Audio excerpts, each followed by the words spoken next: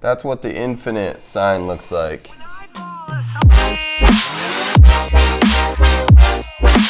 This one right here. This is what an infinite return looks like. And when you successfully complete the BRRRR strategy, that is what you have, is an infinite return. You're like Thanos, but in real life with real estate, right? Thanos? Oh, jeez. Jeez. I've been locked up for way too long, man. This corona, man, this stuff's serious.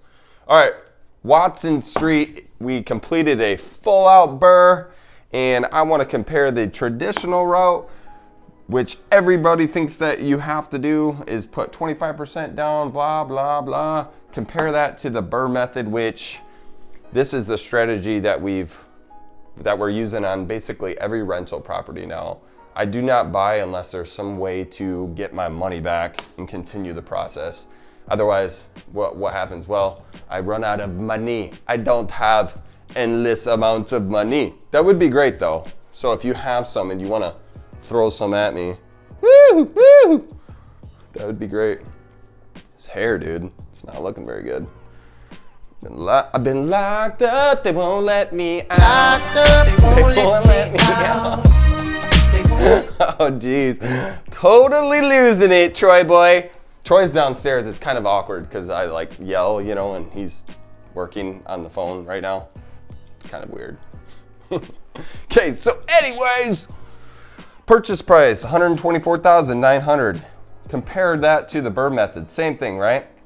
Instead, over here, we're gonna buy it with cash or a line of credit. The reason we're gonna do that is because we're gonna refinance in a month or two and pull that money back out and pay our private investor back or whoever the home equity line of credit when we go and refinance. So I'm not gonna try and confuse you here, but you can either raise money or you find people with money and you can pay them a little bit out of your own money to borrow those funds. But we wanna buy this in cash or line of credit. Don't worry, these people are gonna get their money back. Bought it with cash over here. Over here, the traditional route, the route that everyone thinks that you have to go, is you have to put 25% down. 25% of this number here, $31,225.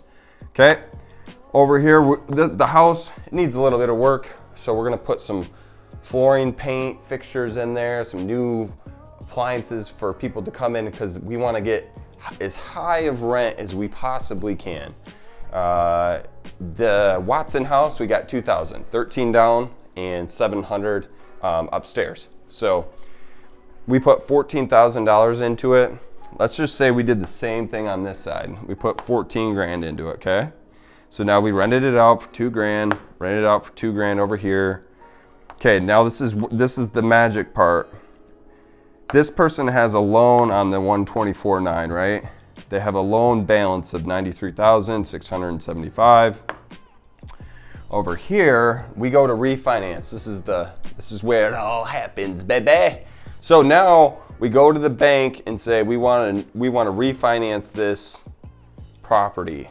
They come out, they send an appraiser out, and they look at it and they see this and this, and they're like, dang, this house.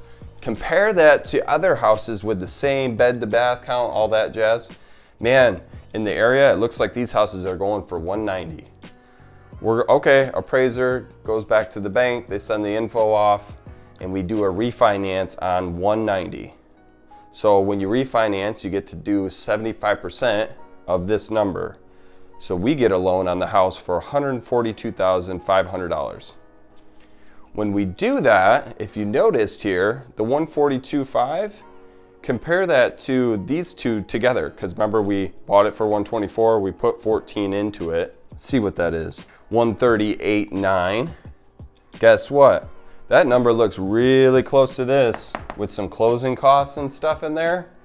So guess what? When we get that new loan, we have covered everything and we're out of pocket $0. Compare that to this guy, Mr. Traditional. Oh, you can't do real estate without 25% down. Gotcha. When this guy goes at the end of all this, he's like, shoot dang, 45 grand out of my pocket. How am I gonna repeat this whole thing? I'm gonna need like $1 million just to buy 10 houses. How are we gonna do that? Well, you're not going to, and that's the whole point here. I started off doing this and I was like, oh, there goes all my money. I owe a lot of cash. I'd rather have a bunch of debt, be leveraged. It's still leveraged smartly. It's just more debt. We got a lot of debt. I love debt. Debt that makes you money though, not like credit cards and stupid crap.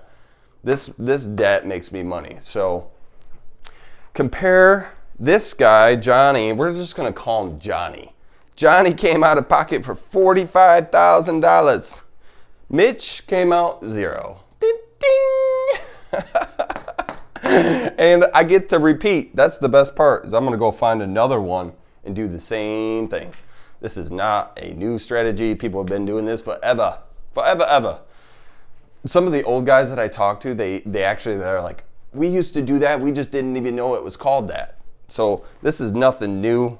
But it's the best strategy in my opinion. And I wanted to show you some of the before and afters of the video because I want to show you, we want to make this thing really nice and get renters in there at a premium, and then we refinance. Hello? Hello? Yeah, is this Mitchell? Yeah, this is.